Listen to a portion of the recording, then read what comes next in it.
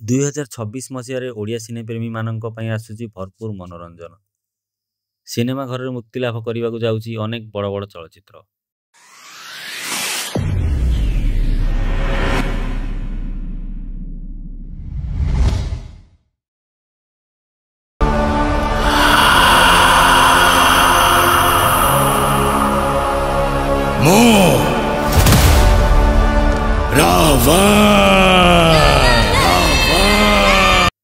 Superstar ଅନୁଭବଙ୍କ 2ଟି ନୂଆ cinema ଆସିବାର ଯୋଜନା ଥିବା ବେଳେ ସୁପରଷ୍ଟାର ସବ୍ୟସାଚୀଙ୍କ ଅଭିନୟରେ ମଧ୍ୟ ଗୋଟିଏ ଚଳଚ୍ଚିତ୍ର ମୁକ୍ତି ଲାଭ କରିବାର ସମ୍ଭାବନା ରହିଛି।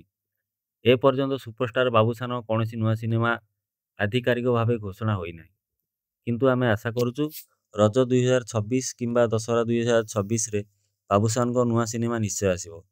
ତେବେ ଆସନ୍ତୁ ଜାଣିନେବା କେଉଁ କେଉଁ ସିନେମା 2026ରେ ମୁକ୍ତି ଲାଭ କରିବ।